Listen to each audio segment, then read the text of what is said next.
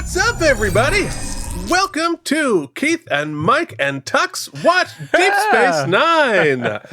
We are talking about Season 2, Episode 16, Shadowplay.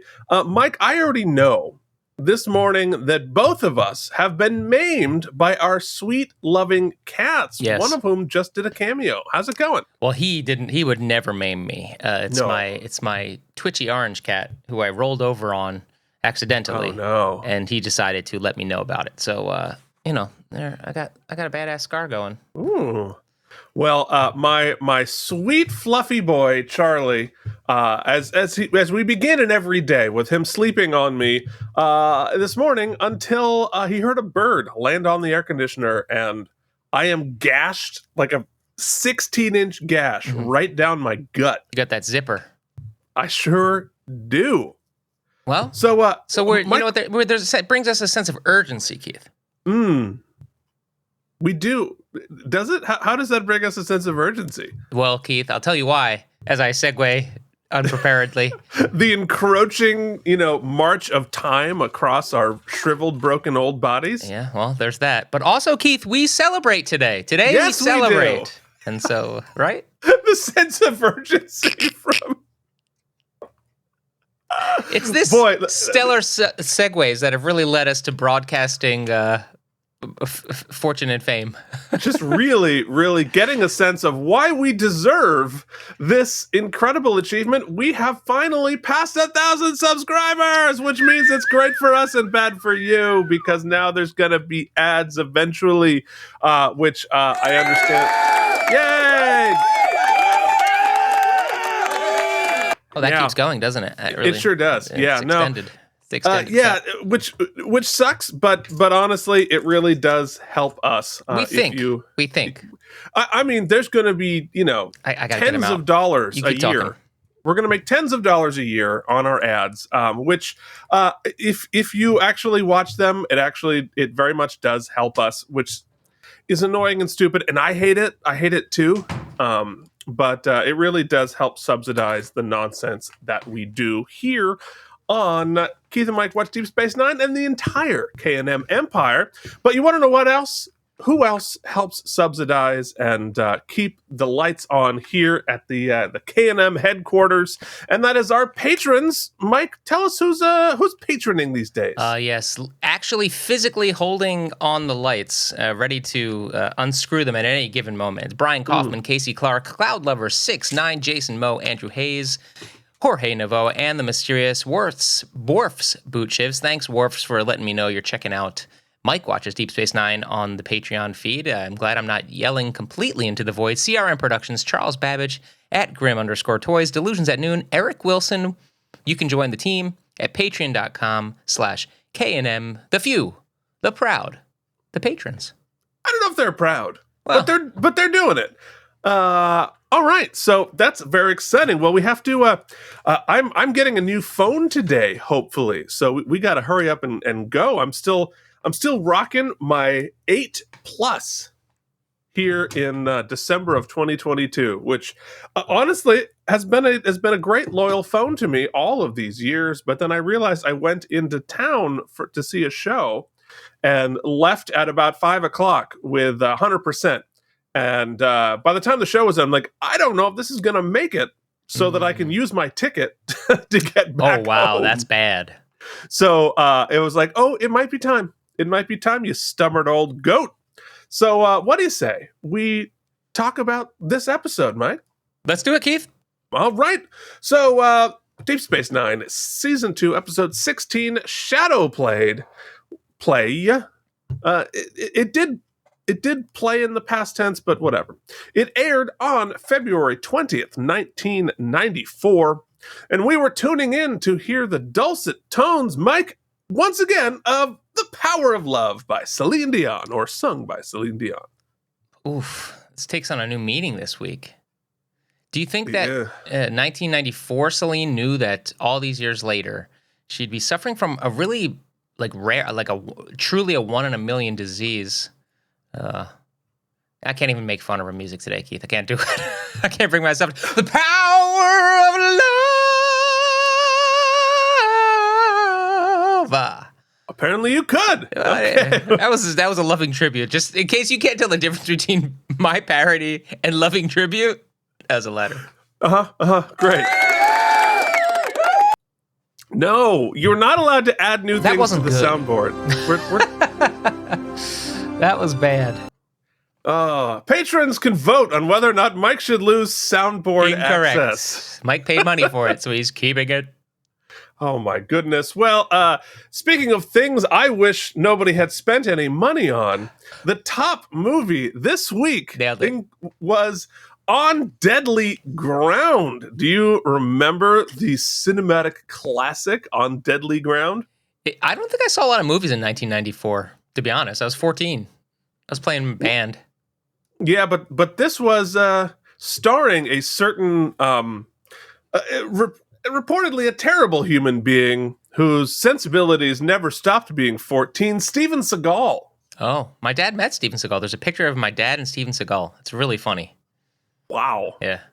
That's yeah, boy. I mean, all of the stories. I hear he continues to be a pretty poor human. He is reliably, at least purportedly, I have never met the man, but purportedly reliably one of the just,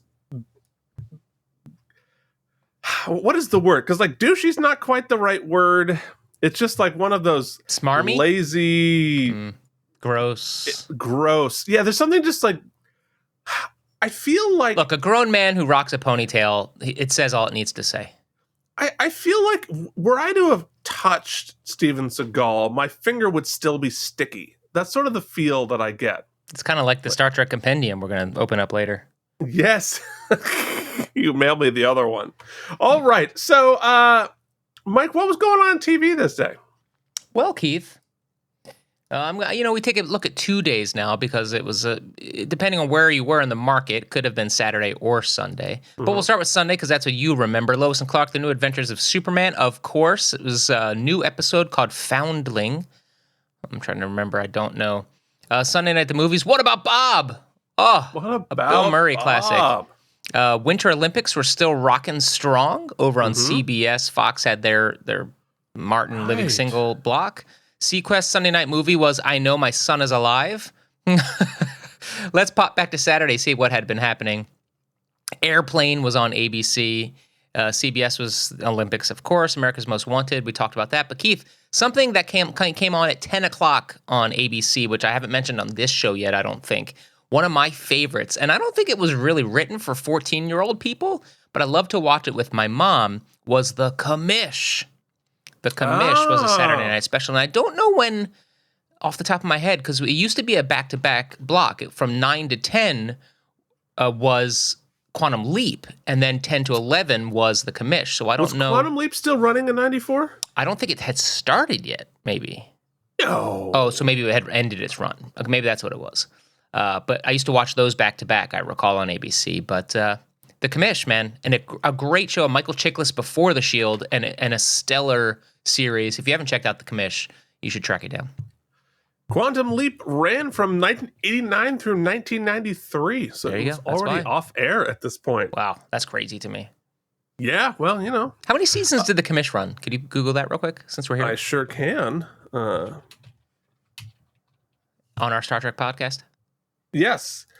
In 1991, Michael Chiklis, it ran through 1996. Okay, so we got 2 more seasons. I'm going to talk about this crap. I got to revisit that show. Yeah, I just rewatched The Shield. I've never seen The Shield all the way through, to be fair. Really? Yeah, which I have to do that as well. You should start from the beginning and go all the way through, because I think The Shield has the best final season. Mm-hmm. And that sort of started the whole anti-hero... It did. Trajectory, right? It's a little.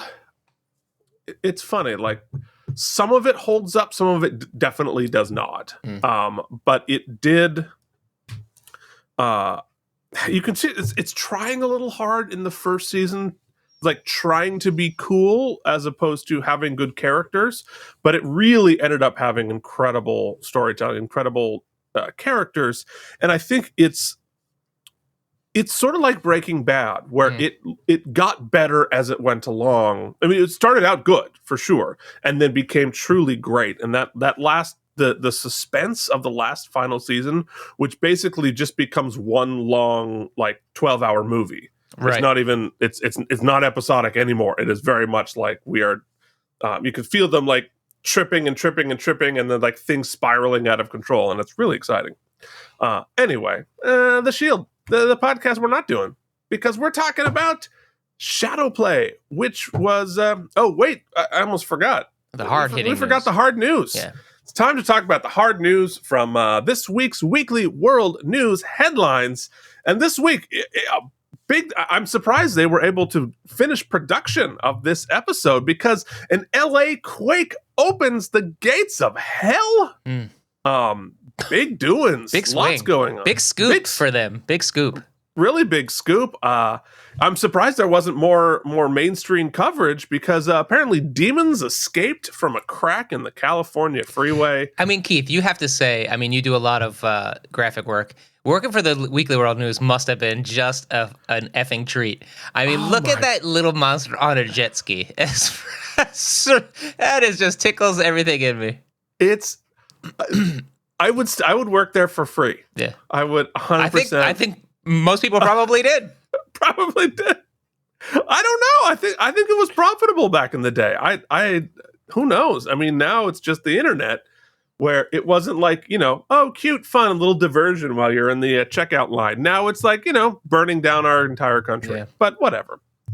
Now it's freaking QAnon. We went from like coupons to QAnon. It's not QAnon. QAnon. That's when the Johnny Six gets together and they have one. That's QAnon. No, it's just like Twitter now. Yeah. Bye. Anyway, let's talk about this episode. Yeah. This episode was directed by Robert Shearer. This was Shearer's only episode of Deep Space Nine, though he did one of Voyager and 11 of The Next Generation. And it was written by Robert Hewitt Wolfe, who last wrote on Second Sight. Which means it's time for some trivial trivia, Mike. Oh, yeah, I got a button for this, too. Yeah, you do. Now, Keith, waste your time with trivial trivia. So in this episode, O'Brien mentions being a musician. Yeah, plays the cello. And yes, he mentions playing the cello pretty seriously. And those Next Generation fans of the endless classical music concerts on the show, which, look, I'm a classical musician. I'm on board. He played cello on the Next Generation. So that actually did play out. It is an interesting character beat. We'll talk more about it later. The village set that we see here was reused from the Next Generation. The episode Thine Own Self, which aired just the week before. So some smart production over there at Paramount. They're like, hey, we got a village set. You want to set an episode on another village? We're like, hell yeah. And it allowed them to save some money. And I think it showed up on screen. It looked good. So Kenneth Mars, who plays Coleus, was actually in The Little Mermaid with Renee, second other cast member from The Little Mermaid. Any guess who Kenneth Mars played? The seagull? No, he played King Triton. Oh, yeah, of course. Which was, it's interesting. And also, as the world dovetails together, they were both the primary antagonists in Police Academy movies. Huh. In Police Academy 5 and 6, they were the primary antagonists. Oh, they were so good. They were not good. And lastly, Noli Thornton, the little girl, also played Clara Sutter on the Next Generation Imaginary Friend. Huh. You'll see this on Trek a lot. They find a kid actor that is really good. They're like, all right, we'll put a little goober on your forehead, and now you're going to be in another episode. Because she was excellent. She was excellent, and was good in Imaginary Friend. Mike, do you have anything from the Star Trek Deep Space Nine companion? K&M proudly presents Tales from the Deep Space Nine companion. I don't know what's happening. Just thought I'd try it. I tried that. Really thought that one through. I thought it was going to be more echoey. I heard the echo. It was nice. Okay, good. This, clearly, they enjoyed this because this got a full 2-page spread. I'll try to do just a couple of pop-in and pop-outs. First thing they show us is they wanted to get the size of the machinery correctly. So you can see an early rendering here of what they wanted the scale of Odo next to that cool machine to be. And I tell you what, that machine looks very evocative of Transformers? Yes, Transformers, but the new RoboCop, the replacement in the original RoboCop movie. Yeah. All right, so let's see here if I can pull out any nuggets. Shadowplay featured 3 separate storylines and some memorable moments between Odo and a little girl who turns out to be a hologram. But if you ask crew members what their favorite part of the episode was, chances are you'll hear just 2 words, Ken Toby. If the name is unfamiliar, you're probably not a baby boomer. Either that or you missed out on a few classic science fiction films. I love Ken, says Ira Stephen Bear. He's a sweet, sweet man. I've always liked his work, and I've always wanted to use him. It's great to finally have him in a Star Trek in a science fiction setting. Dan Curry seconded that emotion. It was wonderful. I cannot read today. It was wonderful for us because we're all science fiction fans, and he was in the great ones like The Thing, and It Came From Beneath the Sea. As with most television... The original The Thing. Yes. As with most television series, the casting process for Deep Space Nine generally involves sessions where numerous actors read lines in front of a director and various producers. When Bear is involved in the casting sessions, observes Robert Hewitt Wolf, odds are that a selection will include character actors who've been in the business for some time. Ira's a big fan of actors who really have their craft down and have been in some of his favorite movies, says Wolf, writer of the episode. Wolf's blah, blah, blah, blah, blah. The spark that inspired the episode its earliest version, was a conversation between Wolf and Bear about virtual reality, Ira said. How scary is it going to be in the future when you won't be able to tell what's real and what isn't? Keith, this is bizarrely prescient because this week, I forget the name of there's the chat AI. We've seen all of the sort of creative AI, which uses AI to generate new work, artistic work, using uncredited art, right? That's found throughout the internet. So it's not being generated entirely from nothing. It is on the backs of humans still. But this chat AI, you just type in a prompt and it will like write essays for you. It's insanity. Oh boy, we are about to cross a line, folks. We're not ready for it. MKHB does one of his latest videos on YouTube. I'm sure you're subscribed. He's the biggest thing on YouTube. Did a thing called Can AI Replace Me? And he does a whole 10-minute screed on why he can never be replaced, why human creators can never be replaced. And then at the end of the video, he flips it and lets you know, hey, just so you know, AI generated the entire script for this video. And I just read it. That's crazy. It is crazy town. I was on his show, remember? I do remember. Anyway, so the original version was how scary it will be to be in the future when you won't be able to tell what's real and what isn't. From that conversation, Wolf generated a story in which O'Brien and Dax get into a place that is virtual reality prison. They escape, but then realize they're still inside. Then they escape again. And I wanted to use the tag where Keiko was telling O'Brien how good it was for him to be back, and O'Brien kept saying, I don't know whether I'm back or not. I'm never going to know. Fade to black. Keith, where's that episode? Well, there are several episodes that are that-ish. Okay, I'm excited. Bear agrees. The final version of the script seemed just okay. But luckily, the filmed version had considerably more impact. When we saw it, we said, you know what? You put Odo together with a kid, and you got a winner. Yeah. Skipping around. Besides the use of Ken Toby and another respected actor, Kenneth Mars, the episode is noteworthy for being one of the few ABC shows featuring not only a B storyline, but a C storyline as well. Although either subordinate stories could have been dropped if the production ran into timing problems, Wolf points out that all 3 threads are actually very thematically related. They're all about the unreality of appearances. Everyone would think Jake would want to be a Starfleet guy, but he doesn't. You'd think Bareil was on the station to see Kira, but the truth is Quark lured him there. And then there's the girl, who seems real, but isn't. We learned some things for the lore. O'Brien plays cello, blah, blah, blah. We've also learned O'Brien's designation as Senior Chief Specialist. It's one thing that hasn't been used before and is never used after. We were attempting to come up with a rank equivalent to Chief Petty Officer. Since no one liked that term, I actually called the Navy Information Office, and the problem is that he's been in Starfleet for a long time and probably is the second highest ranking you can have and still be an enlisted guy. So we were trying to come up with a rank that sounds like that, and I don't think we were completely successful, so we just ignored it. Wow. That's something. Well, there you go. Odo's line, this is my favorite tidbit, Keith. I just got a few more things. Sorry, it's taking a while, but it's very interesting. Odo's line, I don't do faces very well, triggers the eternal question, why not? Since the writers hadn't pinned down a definitive answer, Renee was able to come up with one on his own. Renee says, if there's something for Odo to replicate that has a prototype, like a rat, or a knapsack, or a chair, he can replicate it exactly, says the actor. But because he is searching for his identity, even beyond the fact that by this third season he knows where he comes from, he cannot create a face for himself. It's an identity problem for Odo, because he is a character who believes, in the strictest sense of the word, in telling the truth.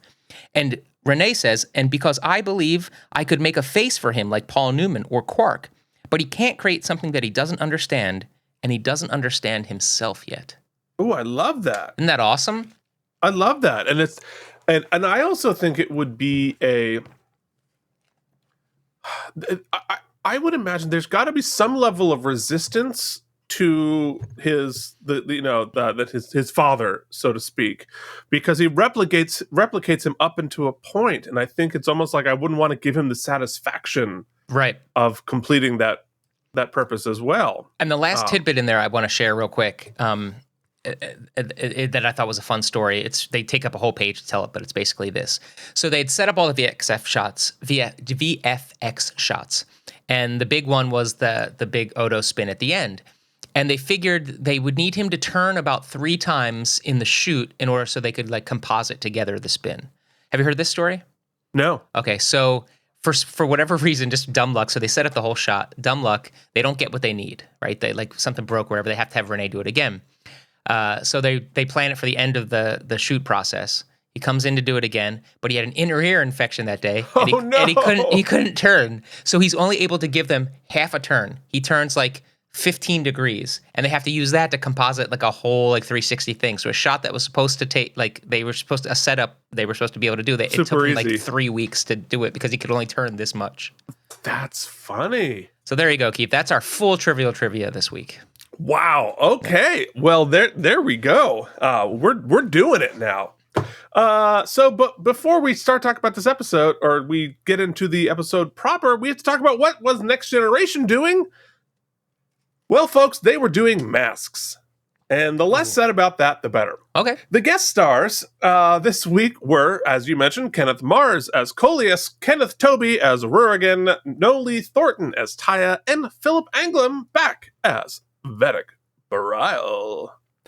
What do you say we hop into this screening room and talk through the episode? Now Keith, waste your time with everything in your ears. It's a kitchen sink episode. I'm so sorry, everyone, especially those of you wearing headphones. Like me. I mean, this was sort of a kitchen sink episode, to be fair. Like, legit. Well, we covered a lot of ground. No, we did. No, I meant the Deep Space Nine episode. That was kitchen sink. They were like, yeah, throw anything we got left over in there. That's what I'm saying. The episode covers a lot of ground. All right, so in our teaser, Odo and Dax have headed off. Relax. Whoa. I gotta open the curtain, brah. Oh, for goodness sakes. So Odo and Dax have headed off to the Gamma Quadrant to investigate weird readings on a planet. Dax gossips, and Odo doesn't get it. Or true love. Dax says that a Bolian woman has a crush on Odo. Odo doesn't think women like him. And we reinforce once again that Odo is a virgin, which is interesting for the character.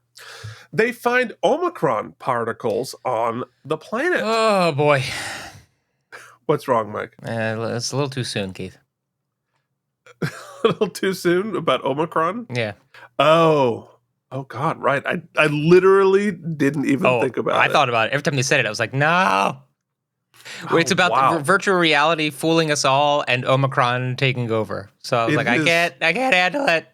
It is quite literally, yeah. And villagers disappearing. Yeah. Yikes. Okay, so anyway, we're just going to set that aside. I go to my science fiction to escape, Keith. This was science fiction when it aired. They decide to beam down for a closer look. They arrive at a little town and discover nice. I love the runabout composites there. It looks beautiful. They arrive at a little town and discover a big gizmo in the town square. But nobody's there. But then, they're caught by a dude holding a phaser. And that's our teaser. That's it. So we don't really know much going into. Actually, I thought the back and forth between them here was very cute. Like I have to say, I'm really impressed with. We talked about this a lot, but what's the actress who plays Dax again? I'm sorry. That's your job. My job's. I just live in the fiction. Michael, we're in season 2. I'm living in the fiction, D. 30 episodes. Terry Farrell. Yeah, Terry. They write Dax. She's gotten more comedic lately. Mm-hmm. And nailing it. Everything they throw her way just knocks it out of the park. Well, I feel like they're finally starting to figure out who the character is. Mm-hmm. And part of that is getting to know Terry better. Yeah. I mean, she had acted before, but she wasn't this wildly experienced actor who was, they sort of took her in as a model primarily. Right. Mm-hmm. We haven't she's seen done this Hellraiser 3. We haven't seen this team up either, really. Odo Dax. Not extensively, no. I mean, it's a great away team because think about the years of experience here. This is an experienced crew. Yeah, although I hope they told somebody where they were going. We talked about this last week. I hope they left a breadcrumb. Yeah, I mean, I'd send a text, say I'm going to the Omicron planet.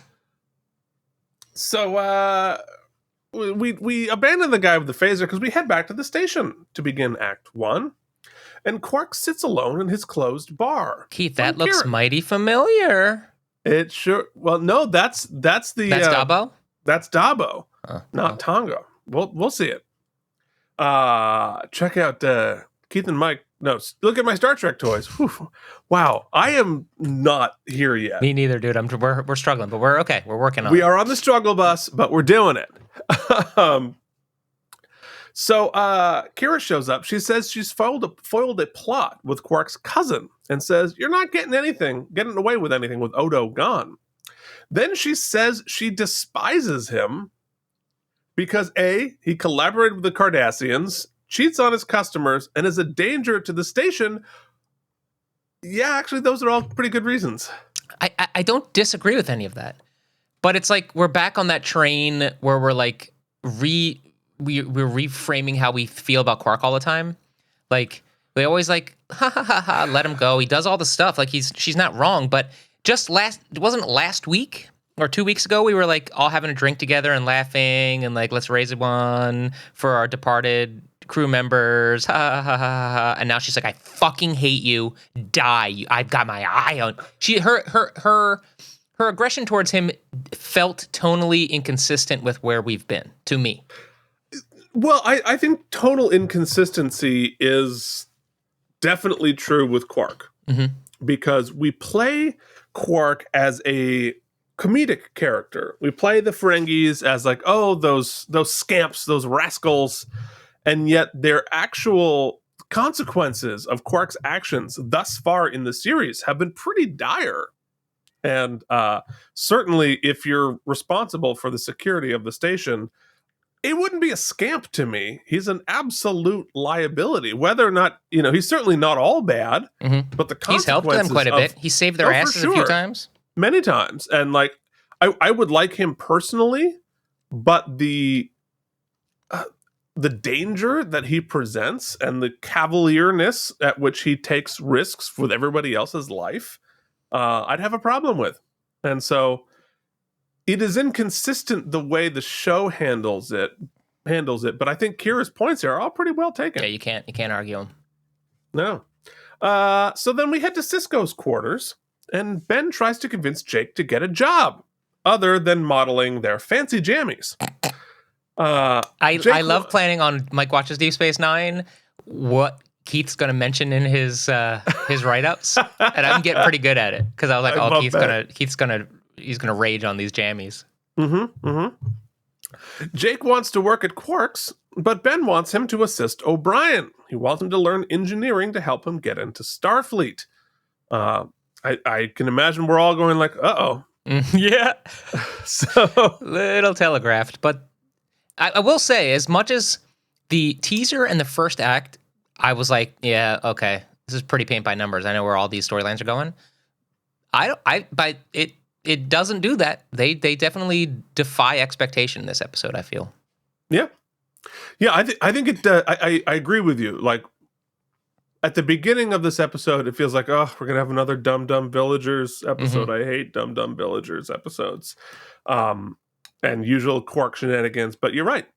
All of these things go, and you don't always have to defy expectations. Like this episode also shows, even if you go exactly down the road, if you can implant incredible scenes and really great exchanges and good acting, then okay.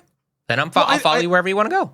I think that's it, because I don't think any of these stories go in a particularly surprising fashion, but I think they find surprising depth. Yes. In each of these stories. I think that's really what makes this, not your just run-of-the-mill episode. But anyway, let's continue. On the planet, Odo and Dax are investigated by the town sheriff. Keith, we have entered totally into a future community theater production of Funny Thing Happened on the Way to the Forum. Yep, that's exactly what's happening. Yeah, where everybody's wearing the same ridiculous costume and beads, and like everybody's white. It's clearly the community theater production in Vermont. Ha! So the sheriff thinks they're not up to anything or Odo says, I'm not up to anything nefarious, and he proves it by beaming himself out of the room, thus proving he can leave anytime he wants. So I'm only being interrogated by my choice, big dick energy, doing the beam out. So here's where we lose ourselves a little bit here, because the sheriff is dazzled. Like he's never seen a transporter before. He literally does one of these. What? Where did he go? But later, we're going to get into it. So when Odo returns, he says, look, we've lost 22 people in this town, and they've disappeared, and we can't figure out why. Possibly it's hard to think because of all the head beads, but he's a jovial guy, and they've never had a real crime problem. Then he says he'd already checked if the missing people had been transported off, so he knows about transporters.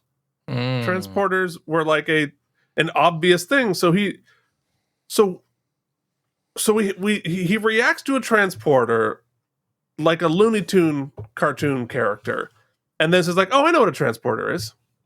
It was very strange. Anyway, poor guy's stuck, and Odo offers to help the investigation, or as I wrote very quickly without spell check, investigation. That's something you find on the deep web, Keith. I don't even know what. Nope. So the other townspeople gather in their matching robes and beads, and they go to an old guy. I'll tell you this. Rudigan. If I was to be inventing a holographic universe to live in, Keith, it'd be much more comfortable than this. It's too much jewelry. You know what I mean? Give me like a onesie, or like maybe some sweats and like a tank. So are you saying that you want the Cisco jammies? Hell yeah.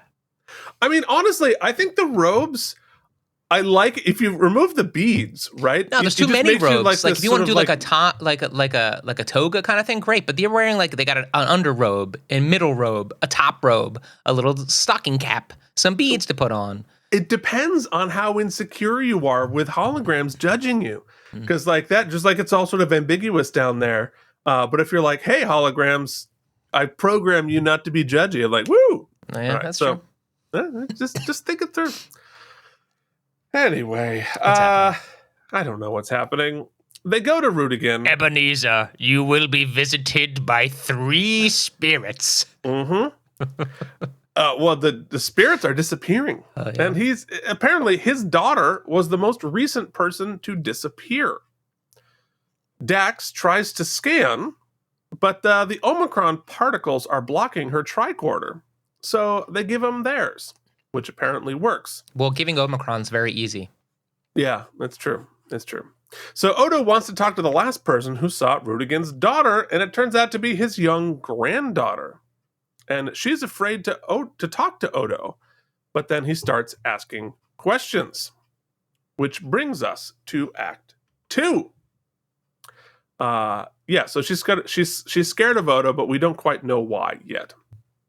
And of course at this point they're like, just let's wait till the morning. Mm-hmm. How do you know that like Odo and Dax want to stay overnight? And B, how do you know that this problem isn't like why the people? Your daughter literally disappeared. Like, let's take a 12. Well, I think that it's clear to me that Odo clocks this guy's like the questionable urgency in the stakes. And I guess from Rudigan's point of view, he thinks it's a fait accompli. So he doesn't. There's no particular hurry for him. Yeah, it doesn't really matter. I guess that does make it. Didn't make sense out of the context of knowing his story, but in the context of knowing his story, I guess it does make sense. So in Act 2, we head to Ops, and Ben brings Jake to talk to O'Brien. And he gives his son his first communicator and looks very proud. It's like he got his first cell phone. Yeah, it's a great moment for both of them. Yeah, it is a great moment. Meanwhile, Kira tries to get Bashir to spy on Quark. He's excited. Look at that picture.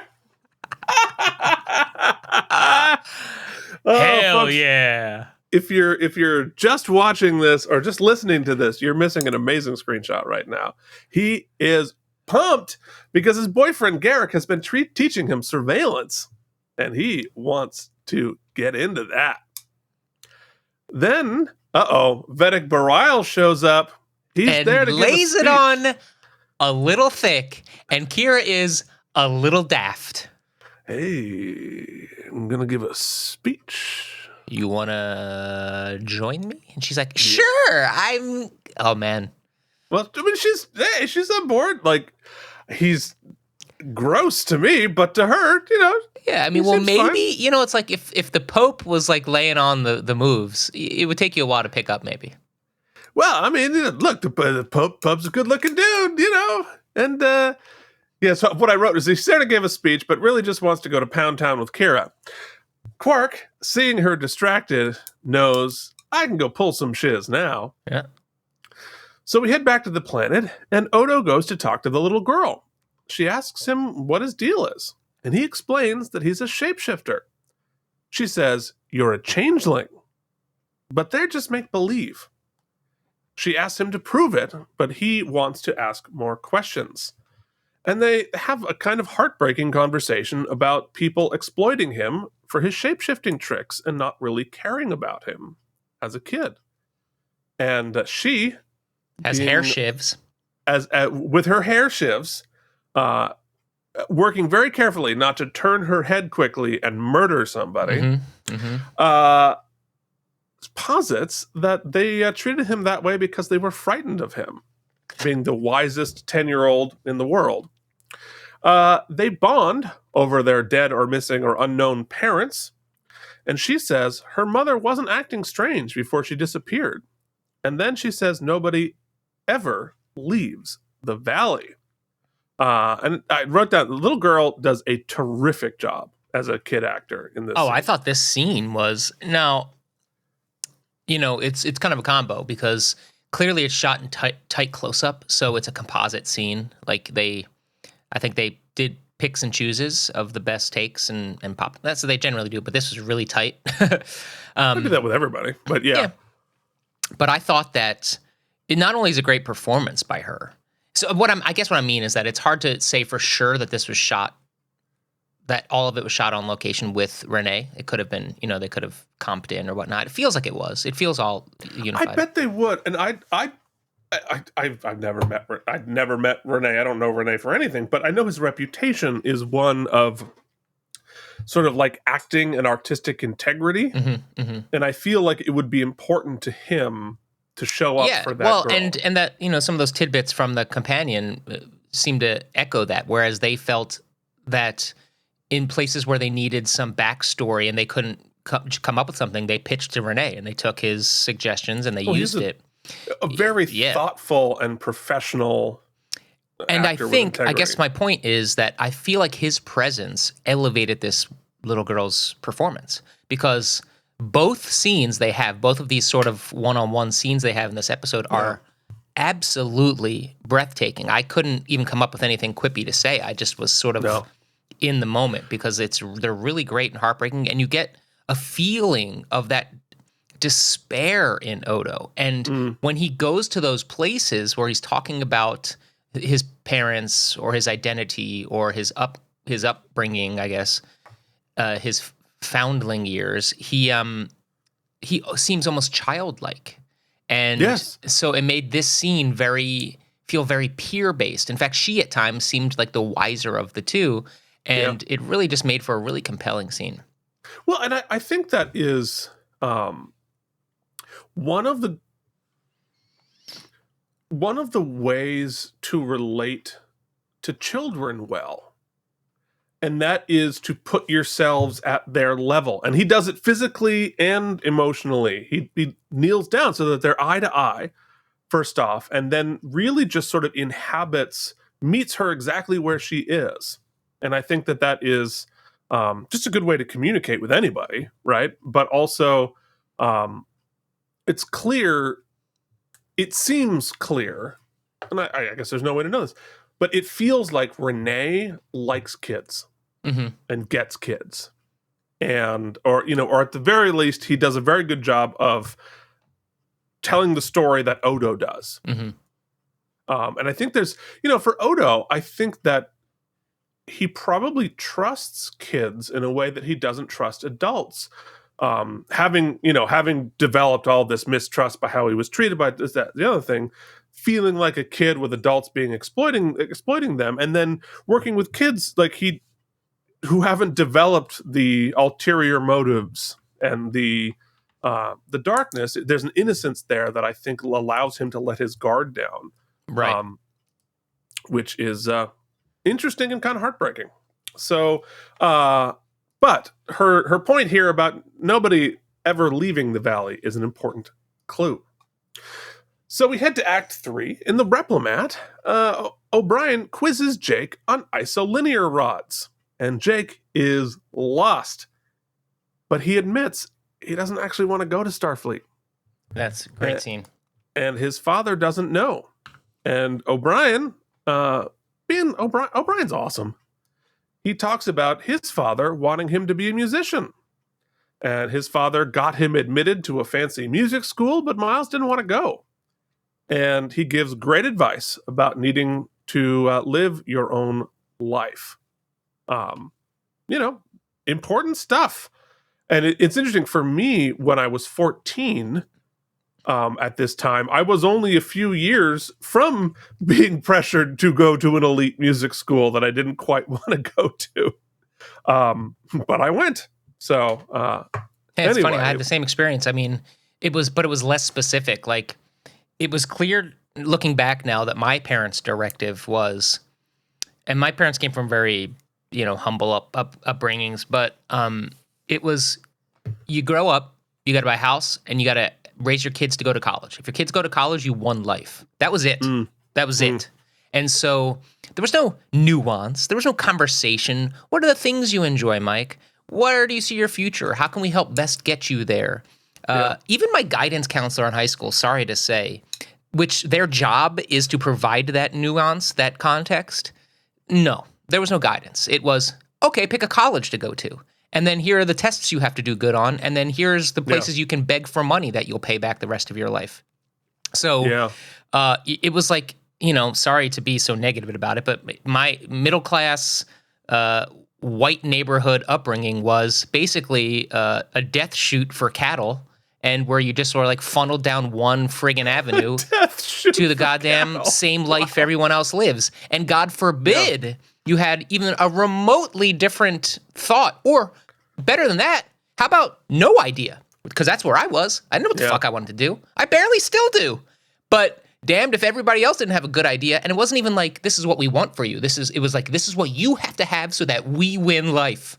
Yeah, that's interesting. Sorry, guys. Woo! Mike had some feelings there. That wasn't good. No, I think that was good. No. Look, it was honest. And I think a lot of people share that experience. And I could talk for a long time about advocating a gap year or two between high school and college so you can figure out what you do want to do.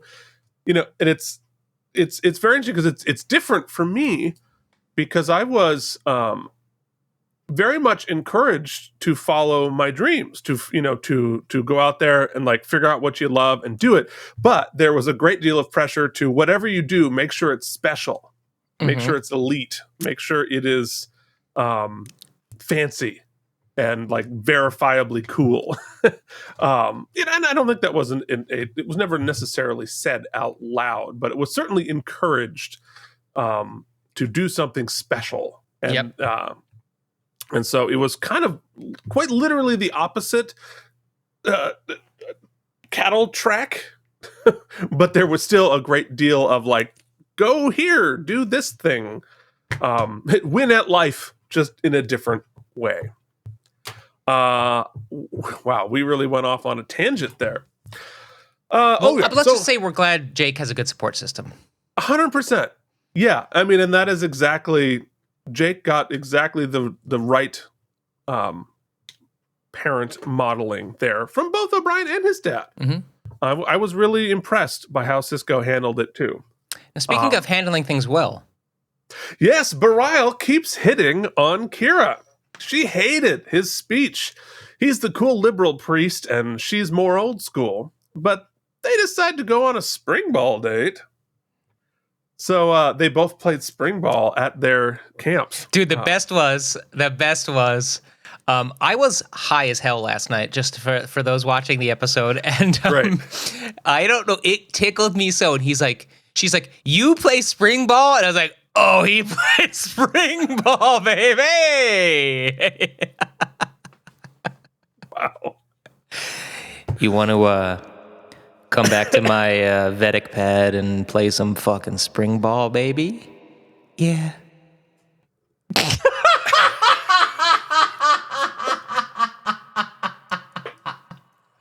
Ladies and gentlemen, nominees for Best Comedic Bit. Mike's attempted spring ball thing.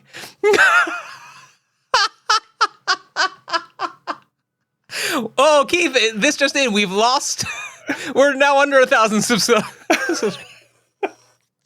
There's nothing I enjoy more than the well-timed use of dead air.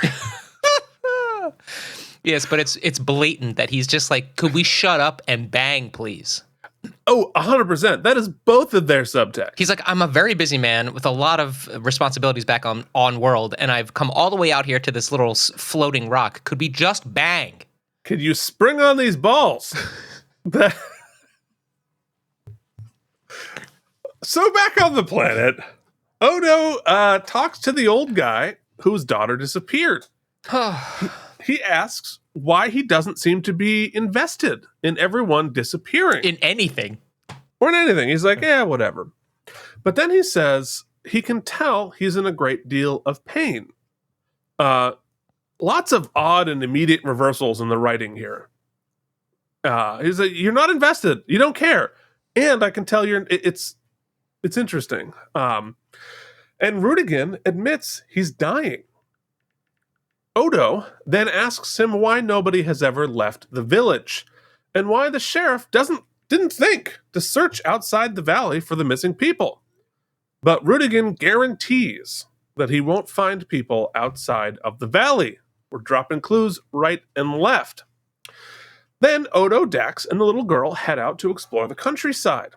The girl tells a fable about tricking an evil changeling, which was it's a cute fable. There is one very similar to this. I don't know if it's an Aesop or I don't know which one they're referencing about turning yourself into a loaf of bread and then tricking and then be eating, but it's very familiar. There's something like that. Smarter people will tell me exactly which one that is. Well, I mean, it's got shades of Little Red Riding Hood too. It's a Little Red Riding Hood. There's something about like, crawling into the crocodile's mouth. I don't know, something like that. But it is interesting that the little girl, her fable of the changelings are they're bad guys. Mm-hmm. They're evil. Well, and that's just lore being pulled. I mean, whatever. It's the seedling of the simulation was started from that dude, right? And his whatever he came from to whatever their beliefs were are kind of infused in this. I would imagine. Right. So I would imagine that the AI is. Well, we can talk about it later, but like the AI that's generating all of the stuff, is it just like internet wide? Is it using all information from all the internet, or is it just a very specific subset of like what his culture knew and knows? Interesting. You know what I mean? I'd imagine it'd be based on his culture, but his culture is also infused by what's going on. I look at it very much like the game The Sims, which by this point, The Sims 4 has been out for like 15 years.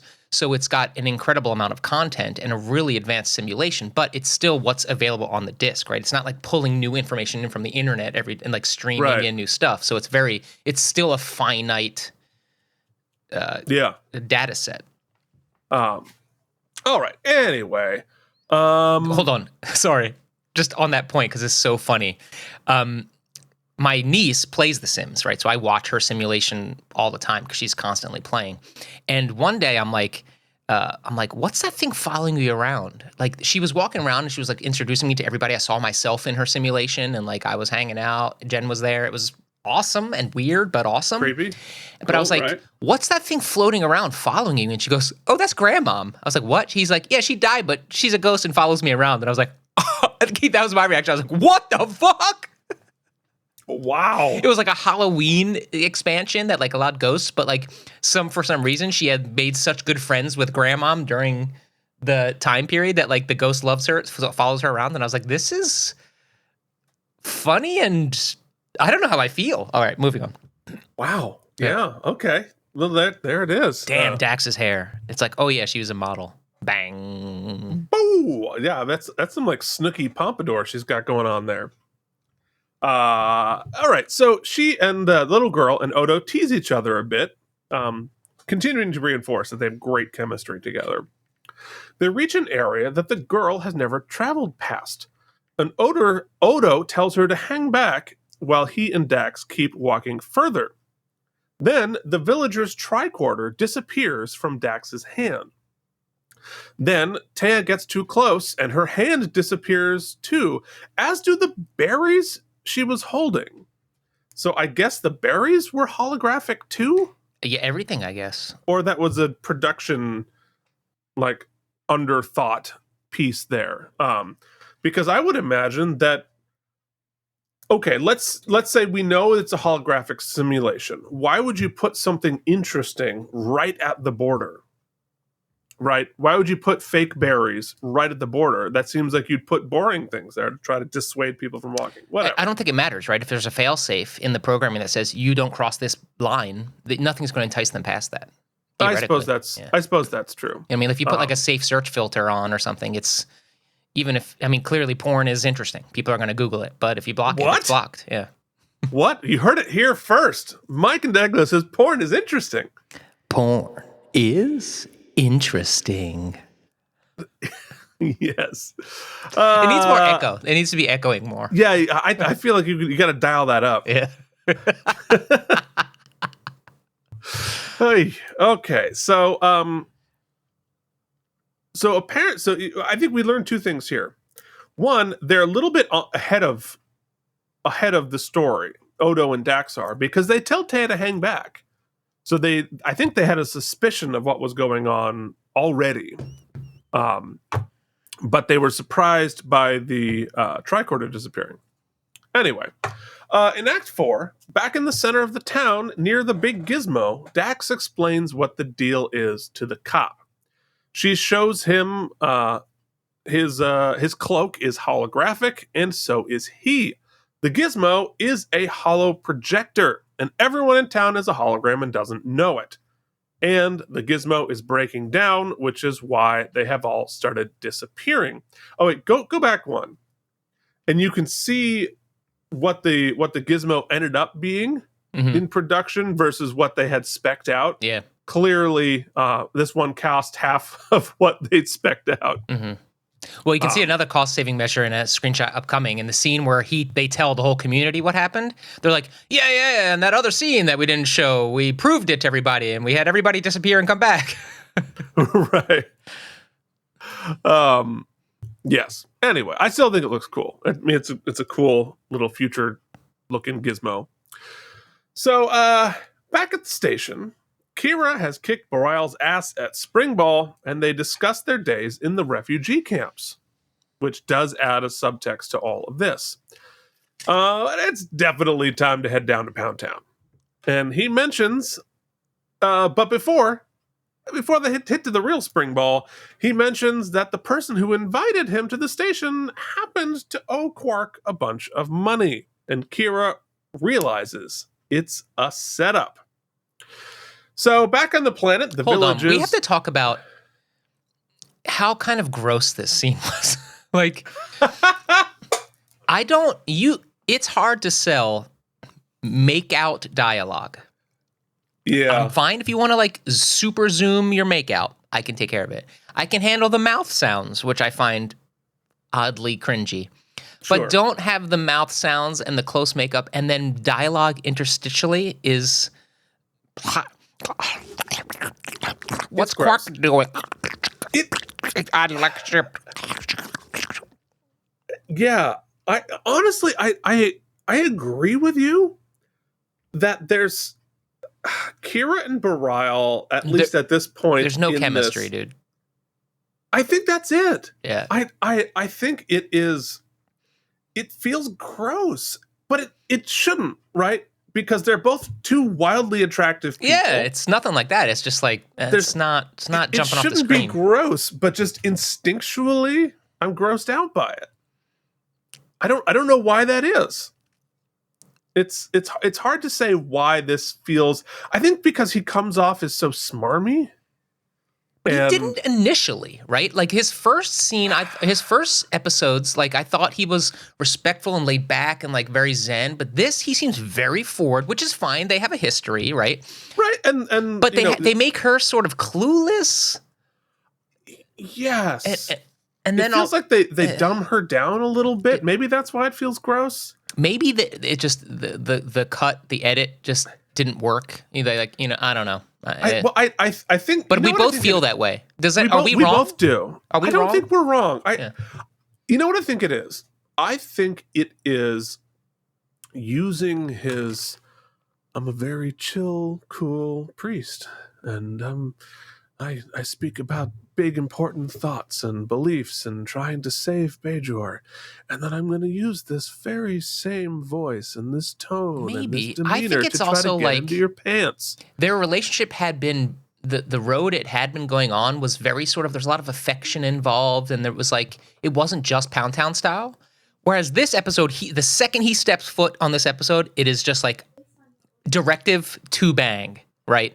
And which feels a little gross. Especially when it's clear that she's elsewhere. Like, it could have been a cute scene somewhere if he just, like, she's talking during that, like, stuff about the speech or whatever, and he's just like, look, I gotta be honest with you.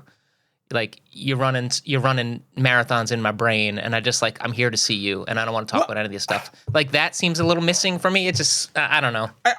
You know what? The other thing I'm thinking it might be is this demeanor that he has no vulnerability. Yeah, maybe. He has absolutely, like, he's just like, I'm just cool, man. It's like, whatever, bro. And like, I'm the cool kid. And it's like, it comes off sort of cult leadery and not. Wait, Bareil, you lift, bro? Yeah, man. Totally lift. But I left with my mind. Damn. With the prophets. Bareil. Come on. Wait, what you doing, honey? Come over here. Yeah. Get over here. Hey. I got some squats you can do. We need to go forward here. Let's go. What are we doing? What just happened? I don't know. That was the most uncomfortable moment we've ever. All right, let's get back to the A plot here. Woo! Back on the planet, the villagers are hubbubbing very angrily. Because we missed the scene entirely where they were just showed that they're fucking fake. Well, I mean, but we already did that scene. Yeah, cheaply. More cheap. We did it cheaper. They have been clued in, but they're pissed. Dax says, so you're saying you could change our clothes at any time? Anytime? What? I don't have to wear these head beads? I don't have to stick beads in my ears and wear a chef's hat? I mean, this rat living underneath my hat that's making me cook food and controlling me doesn't need to be there? Yes, this guy looks very concerned about it. That's a deep ratatouille cut. Yeah, indeed. Dax says they need to shut down the system to fix it, and hopefully they can get their missing folks back. And they're like, whoa? I mean, why aren't they like, yes, please? Taya tells Odo. Hold on, so it's actually really deep philosophically here, right? Okay. A, you're being told you're a simulation. A, okay. Yes. That's hard enough to grok. It's going to mess with your head. B, if we just like reboot this machine, we can get the people back.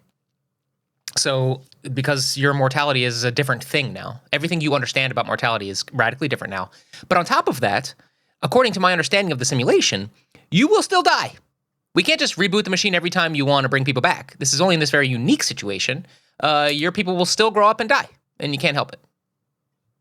Well, correct? I mean, I guess.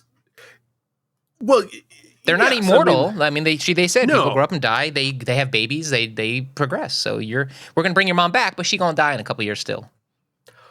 Well, yes. Well, I mean, boy, that because that just opens up like multiple cans of worms. Like the simulation element of it, right? But also like, do you want to be immortal?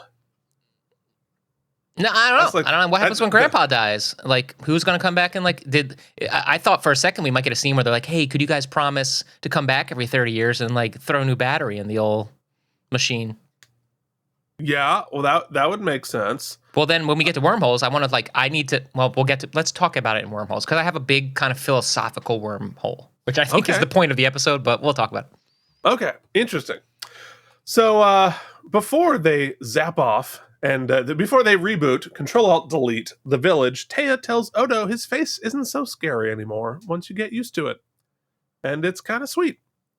Then Dax shuts down the projector and the entire village disappears except for the old guy. He's still there. Shocker. And he's real. I loved that progression of shots. Right? So this is straight Photoshop, here. dude. Straight Photoshop layers. Oh, absolutely. Mm-hmm. But here's what I liked about it, right? So we have the people disappear, then the village is there, then the village disappears, right? Really cool layering. And then we have to sort of tilt the camera to get around. So we put the camera on a dolly, then tilt around and see the guy there, which I thought that was a really cool reveal. And his first line is genius because none of us are shocked as an audience member. Like we knew this was coming. But he says that to them too. He goes, "Don't act surprised. You knew it." And it was awesome because it was very meta, but also in canon. Yeah. Cool. I liked that progression really a lot. So in Act 5, Rudigan explains that he moved here and set up his CGI life after the Dominion took over his homeworld. And he has lived here for more than 30 years. So the Dominion, what I'm understanding from the Dominion thus far, from the very limited amounts of mentioning, this is the most information I've gotten from them. I've gotten that they're sort of antagonists and nefarious from the Quark episodes with Negus and whatnot. But here, it seems like they're world dominators. Like they're taking over worlds. Yeah, well, they certainly took over his world. Yeah. And we're certainly starting to hear the Dominion written in italics now. Maybe, Mike, something to keep an eye on. But also, like, how do you just... Okay, so we had that one civilization. They were like, it was so difficult. We had to scan all these planets to like find them a place to live, even though they wanted to come to Bajor, but we had to find them a place. This guy just like found a world nobody was going to check in on. I guess there's tons of them. Well, I mean, I don't know if you know, space is real big. I know, man, but it's just him, and he's old and feeble and infirmed. Can the holograms take care of him? Is he being cared for by holograms? Is that physically possible? Sure, why not? Are they fetching him real food? They're eating holographic food. What is he eating? Oh, that's a really good question. Well, he's probably eating replicated food. Is the medicine they're giving him as an infirmed person like hologram medicine or real medicine? I'm sure it's real medicine. But how do the holograms provide that? How do they know? How do they know that he has different needs than they do? Well, because they don't necessarily. He's probably got it programmed that when they give me food or when they give me medicine, replicate real stuff as opposed to the hologram. So when he kicks it, which he will because he's mortal, they're fucked. Right. But I guess at that point, so they'll just keep going until the thing breaks down. Yeah, but that's the next question. That's the question, right? So they go. We're about to get to the scene, so I'll just say it here, where Odo convinces him. Well, because he's like, don't even bother turning the machine on. Just like, bring me back, let me live out my days. Right. It was all bullshit. And Odo convinces him it's not bullshit. If you feel for them, if your emotions are real for them, if you love that little girl like I do, she's real. Right. We get it. Great. Sure. But once he dies, nobody loves her. So is she still real? Yeah. Okay. I think that is the. So when my niece gets a little too old and decides she moves on to a different game and doesn't want to play Sims anymore, are those that family in there? Is that still important? Well, that's the difference: self-awareness and sentience. And like, it is artificial life. This is a Star Trek debate that's happened, forever and forever. It's Turing, baby. But in this case, and we do this. There's a holographic character on Voyager. I mean, the Doctor is a hologram, and he's a major character on the show. Well, Data counts. I mean, Data's the same thing. Data, right? of course, yeah. So I think once you have sentience, then you're real, then you're life, and I think in this case, and so for him, he's like, well, did these people have sentience before they knew the essence of their existence? I think so. Do we really know the essence of our existence? I don't think we do. So, and I would consider us sentient.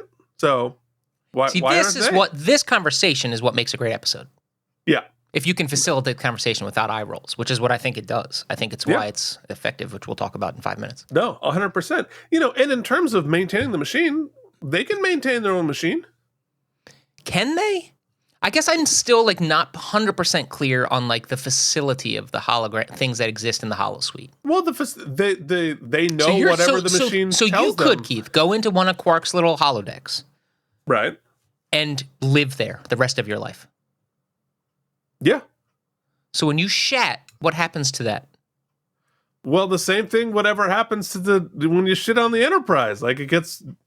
who knows? It is a mystery. In all those hologram episodes, what we never discuss is what happens when they're just peeing. Are they peeing into a hologram toilet? So they're just pissing in the corner of the holosuite? Yes, 100%. Yes. So, but that's so Nog rolls in there at night and just cleans up human shit. And shit is probably the best thing he could have cleaned up because we know what goes on in there. So there you go, folks. When you really boil it down. Mike wants to know who's cleaning up this gook. Well, I mean, look, that is we are not the first to have asked that question. And I've always wondered, do they beam the shit out into space? I think I have a joke and I got fired about that. I think it is, reclaimed as matter and they turn it back into other things. They're able to beam it into a thing and then turn it into another thing. It's Star Trek, man. Don't worry about where the poop goes. All right. There's no poop in Star Trek. It's the least of our concerns. It is. Unless you're the one picking it up. Yeah, right. So, Rudigan, after explaining he's been here for 30 years, he says it's all over and he wants to go back to his home world. And Odo asks what happens to Taya and the villagers, like you said. And he advocates for them being alive and worthy of existing. Rudigan breaks down and admits he loves Taya. In a kind of a heartbreaking scene, Odo convinces him not to turn his back on them. Really well performed here. So we head back to the station, and Jake goes to talk to his dad. He needs to have an uncomfortable conversation. He says, I don't want to join Starfleet, and I never did. And I want to find out who I am and live my own life. And Cisco is super cool about it. He's like, all right.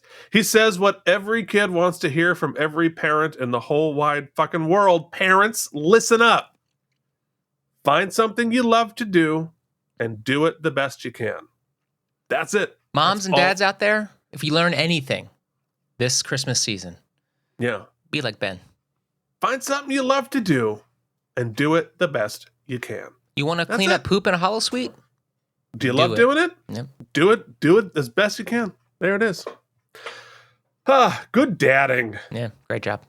So we go to Quark's, and Kira tells him, I caught your cousin with a bunch of stolen bone carvings. Let's not pass up this incredible extra. Yeah. Just because I was carving some bone doesn't mean that I'm not going to catch your cousin selling other stolen bones.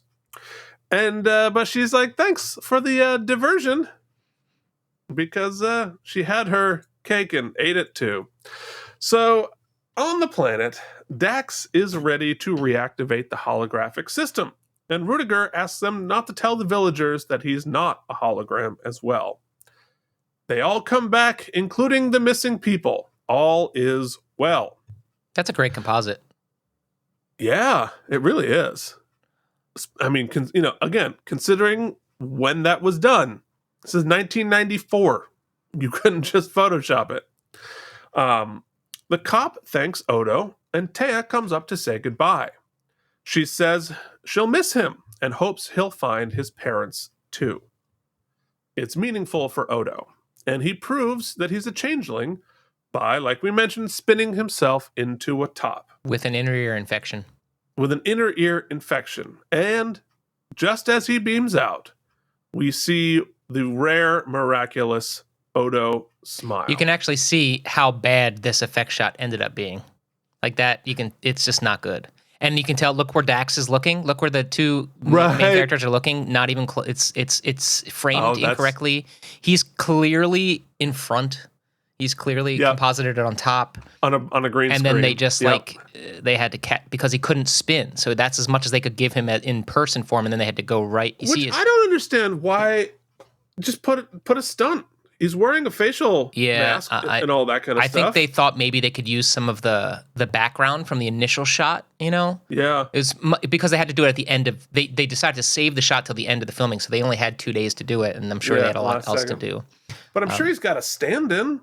Yeah, it's weird, but it's a funny... at that point, I mean, the moment is earned, so it doesn't matter at all, but it's just funny to talk about. Mike, did you know, speaking of Odo's mask and stand-ins and such, that unlike Quark, where they reused the same appliance every time, or, tried to, Odo's mask was done new every single time they shot. I did not know that. So one of the things that he did is when he was able to pull it off all in one piece, he saved it and auctioned them off for charity. Interesting. So Great idea. You can actually go and get one of Odo's screen-used masks. Keith, what I loved about this episode, I mean, a lot of things, but one thing, like a Mike Easter egg for me, was the ending of this episode was almost a direct Quantum Leap nod. Because they finished what they came to do, and then they leap out. They leap out with a smile. It's, it's great. All right, folks. Well, it is almost time to come along home, but we can't come along home until Mike has taken his quiz. It might help you get into Starfleet. And now it's time for Mike and Deglio's Star Trek Vocabulary Quiz. Oh, we hit them all. All right, Mike. Now realizing how you took all of this is even funnier. Mike's what's an Omicron particle? Well, Keith, I guess the droplets, Yeah, it's the droplets that keep an AI sentience alive. I guess it's like the stuff that the fiber of the makeup of their being. Yeah, I guess it's some sort of equivalent of photonic particles. Like particle, yeah. And all right, next one. This one's easy. Mike, what's an isolinear rod? Oh, Keith, it's like a goo that carries information and data, and it's hard to memorize all of them, but you need to know it for Starfleet. Except for it's a rod. It's like the... Yeah, but it's in the rod form. Yeah, whatever. I don't think it's goo. Oh, what's the stuff that him and Jake were like looking at? What are those things called? Well, that's what they were looking at, the isolinear rods. But I think they're more equivalent to like flash drives. Yeah, but they're goo inside of a vial, no? I thought there was goo in there, like a liquid. It looks like a liquid to me. It does look. Maybe there is. I know that the isolinear chips don't have goo. Maybe the rods do. Somebody will tell us. Let us know. Somebody will tell us. All right, let's come along home.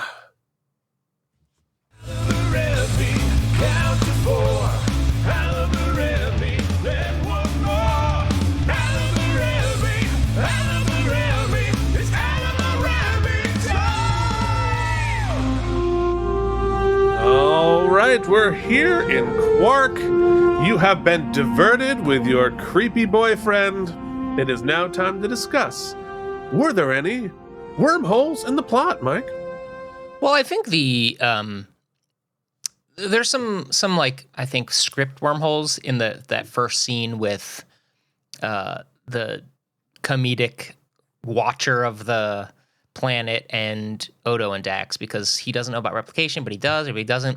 I mean, I guess you could try to explain this away by saying it's like just glitches in the AI data or something like that, but I think it's just bad wormholes in the script, personally. Yeah. And then for me, the more interesting sort of, I don't know if it's a wormhole. I mean, I'm trying to avoid the direct philosophical quandaries of AI sentience and like, what does that mean and all of that for later in the conversation. But I mean, just like the specifics of this setup for the guy, right? Because he didn't just set up the AI, or did he just set up the simulation and just has let it run all these years with no direct influence? So he hasn't like tinkered. There's no upkeep. He's just kind of been part and parcel. It seems like that's the way. Yeah, he set it up to run as a simulation, and just things happen. Yeah, it seems like a lot of. Let's see. But like doing it that way, allowing it to happen naturally, is why it's real to him. Yeah. Because if he were, playing the, fixing things here and there, it wouldn't be real. Yeah, and I guess that it's like, the easiest direct comparison I can make is, like when you're doing a tour or a play or something. This is hard. The audience is going to really know what I'm saying, but it's very similar in that you're so immersed in this world, in this fiction that you're creating, in these people that you're working with, and you don't, you go home and you basically live with them, and then you go back to work the next day, and it becomes the center. And so all the drama that's happening in the cast or whatnot becomes very important, and it's all about that. And then the second the show's over and you go back to your regular life, you realize, oh, none of that was real, really. It seems so important in that matrix, but there were no stakes outside of that. It's just a play you're doing every day. 100%. So I imagine that's very similar to this guy's experience. And I don't think that's unique to theater. Like, ever been to camp? Yeah, right. Camp is 100% like that, or high school, or any of that. Like, it's this whole ecosystem that develops and grows in its own little petri dish, but then disappears the minute you leave it. Yeah. It's there's got to be some specifics also. Yeah, like the whole Bareil and Kira thing, like the machinations of what that plot was didn't completely track for me, but it didn't. I guess it doesn't really matter. I mean, it's not really a wormhole. I guess there aren't many. There's got to be a few, Keith. You must have clocked something. No, I mean, not really. I mean, other than Dum Cop's reaction to the transporter, like that was really weird. Like how much does he know technology wise? Because the village feels very primitive, and yet they're very much aware of all these things. So I guess I would postulate. What is the word? Postulate. Yeah. I guess I would postulate. Or posit. I like that better. I guess I would posit this as a wormhole. This guy clearly, unless it's really easy to just plug into a computer, this guy clearly devised or was part of devising this machine that creates this incredible hologram, incredible simulation. And yet he doesn't know that the fritzing out could possibly be the machine fucking up. Like, I think he knew. I think he knew that it was the machine fucking up. And didn't do anything to fix it? Well, he's dying. Oh, so he was like, "What's the fucking difference?" I think he was like, "What's the point?" Oh, okay. I think he was like, all right, whatever. All right, I'll take it. We're all fading out together. I like that. Okay, because it doesn't matter. Because once I'm gone, no one will care about these people. So what's the difference? Right, like it's like it's going to be like someone's going to turn it off, right? Like otherwise. Which is why he's not really making an effort to find these people, and he's not trying to find it, not trying to fix it. He's sort of like, whatever. It's kind of interesting too. Like, think about how dark it is that he didn't choose himself for protector, because he knew if he gave somebody else the deal of being protector, that when things went wrong, he'd never have to feel the weight of that because he knew what was going on. Yeah, and there's it's an interesting character because there's so many layers of denial there that Odo has to break through. He's in denial that he finds these people real, that he loves Taya. And so Odo has to sort of break through that denial for him to see, like, oh God, no, these people are real. Well, not only that, but like, imagine, Keith, if you will. So his daughter, all those people are based on real people who are ostensibly dead, right? Like they died in the Dominion Wars or whatever, or on the planet when they took over or whatnot. So Taya is the granddaughter that his dead daughter would have had in the like it's all very dark. And like maybe would have had. Yeah, right. Right? Because it was 30 years, so his daughter might have been Taya's age when he built the simulation. Yeah. Wow. Yeah. There's a lot going on there. Yeah. All right, let's go to best moment. I think it's that scene, both scenes every scene with Odo and the little girl. Yeah. What's her name? I'm sorry, could you say it again? Let's credit her again. Yes. It is Noli Thornton. Taya. I would posit her as best guest actor. Yeah, 100%. Her and this episode, I love the questions that it raises. I think that the writers definitely give their viewpoint on their thoughts on the answers to those questions in that last speech by Odo, in his convincing old man to restart the simulation.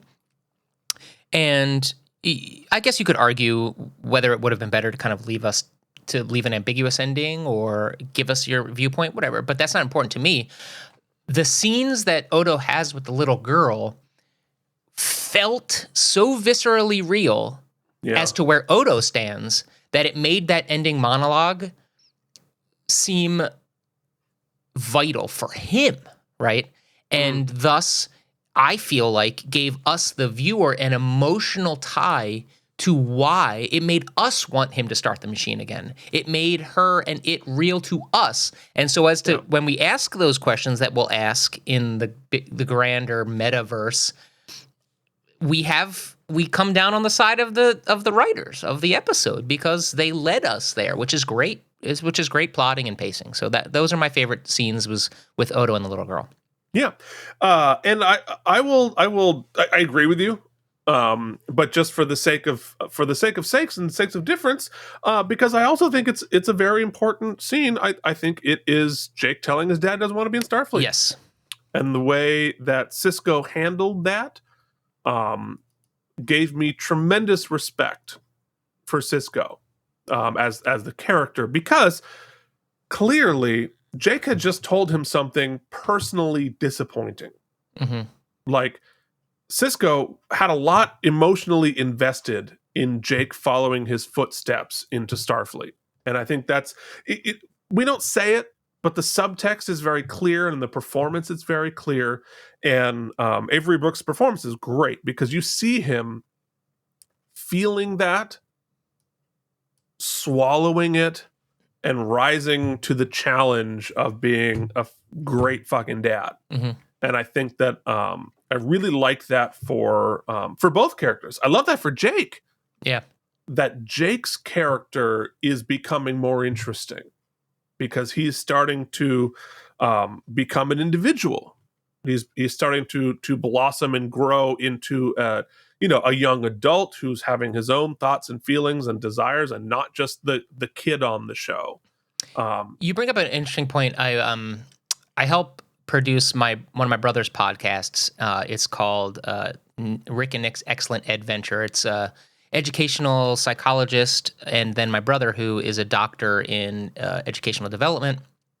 And they talk about all kinds of different stuff. But one of the segments on their show is they talk about this book that describes the 40 developmental assets most attributed to success in the psychological development of children. And one of those is, unsurprisingly, the support system of the community, right? So it's not, we often zoom in and isolate parents and teachers as the people who are most fundamentally responsible for the educational rearing of our children. But the truth is that without a supportive community, well, let me look at it. Let me put the positive spin. With the support of a positive community, you are giving kids a better leg up, right? So that's why kids from the inner city are at a disadvantage than those who come from a more supportive community. And when I say inner city, I mean like a crime-filled community. So that's why kids who are more involved in church or in the Y or in community programs have a better shot because they have a supportive community around them. And what this episode also does, and yes, it's great that we are giving a nod to Ben here, but I think O'Brien's scenes are vital as well because it shows that Jake has a supportive system of friends, Nog, a supportive system of people helping him, O'Brien. And when O'Brien finds out he doesn't want to be in Starfleet, he doesn't scoff. He gives him he helps him out, but he also continues his education because why not learn all this engineering stuff also, right? I think it's really cool. Yep. Well, and I think that O'Brien in particular, his response to Jake's vulnerability was to show his vulnerability. Yeah. And I think that is so important.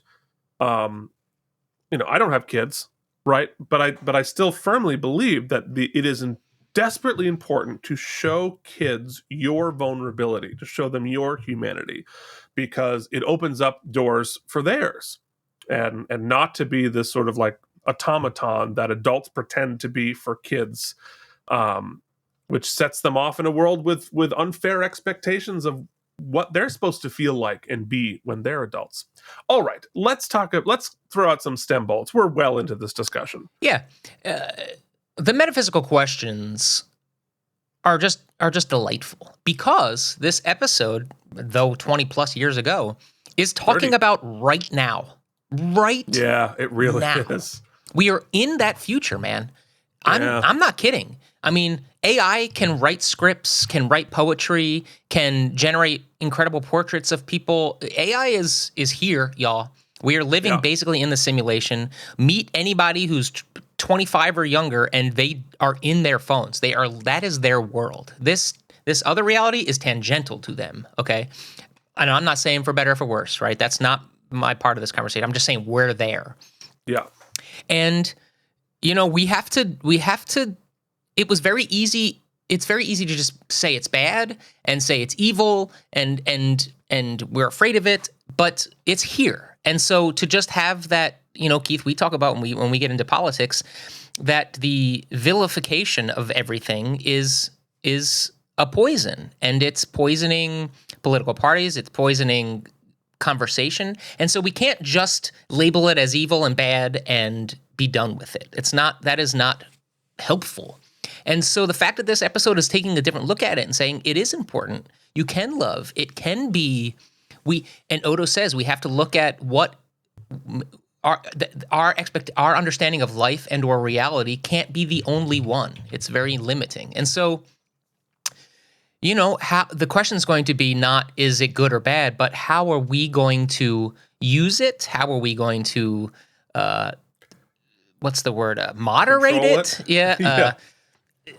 These are incredible questions, and they were asking it so many years ago, and here we are, and now we're watching this episode and wrestling with it, and it's really, it's hard not to credit an episode that can be so specific about something they didn't know much about and have nailed it so much. I mean, I think that, and left it still vital and interesting and ponderous 30 years later. That's good. I think yes to all of that. And I think my thoughts are about AI or any of these things, like I consider it sort of like electricity, right? Once we discovered electricity, it changed everything.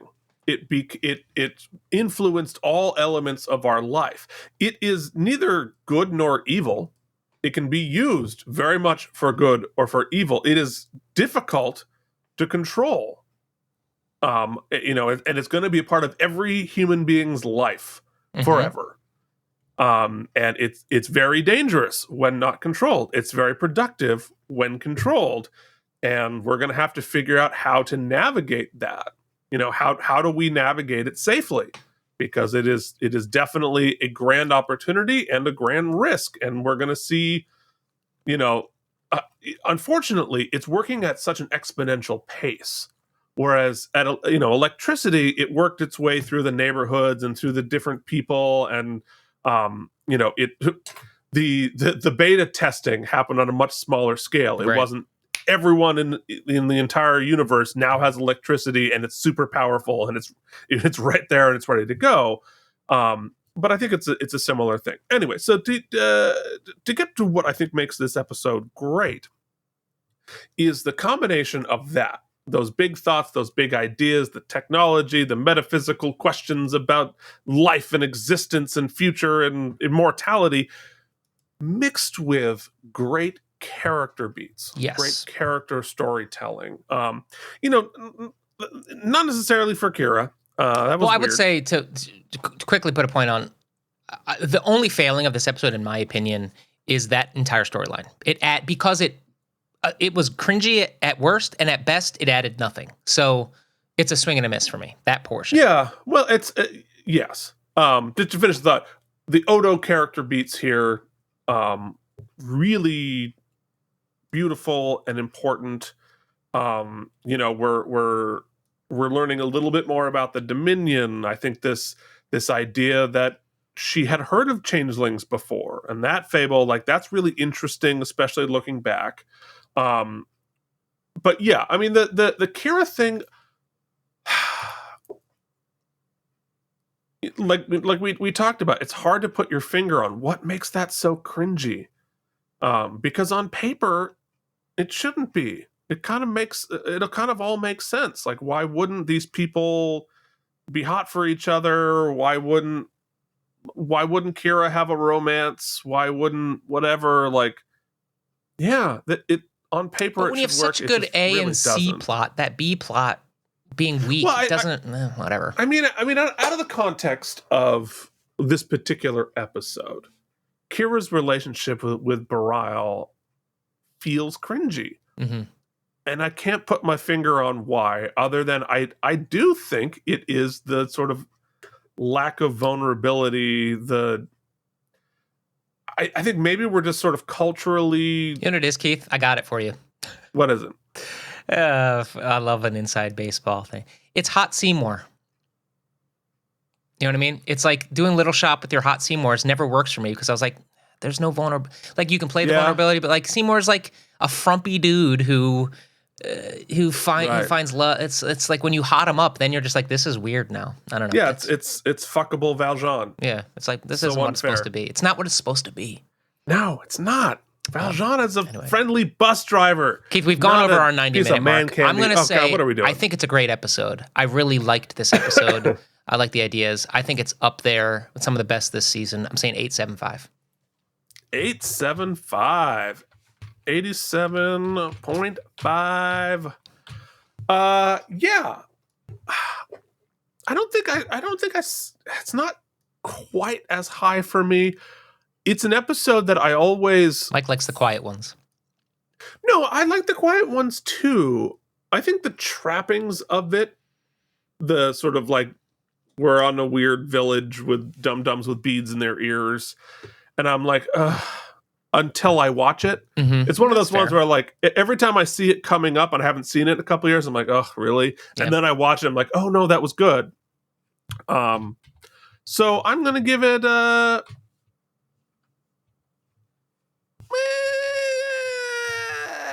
81.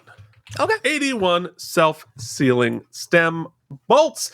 Next week, we are watching Playing God. So look out for that. Folks, if you have enjoyed this, please check out our other shows. Look at my Star Trek toys and K&M Geekly, which is just Mike and I talking, which is, everything that we've ever done in the world. You can join our patrons at patreon.com/K&M. Spell out that. And if you're listening to the audio-only version of this, give us a rating and review on whatever your podcasting service of choice. It will help other people find us, and we very much appreciate that. Mike, any final thoughts? Yeah, I do have some final thoughts. Check out this week's K&M Geekly. It aired on Monday. We talk some holiday memories, and it's like an opportunity to kind of really see kind of just us telling stories. And that's what K&M Geekly is. It's just us chatting, and it's a little bit insight to us. So and also just another thank you. In the grand scheme of YouTube things, Keith and I were talking about this last night. 1,000 subs, it's 1,000 subs, right? It's like this is not our full-time job. Keith and I both work multiple other jobs. This is a labor of love for us.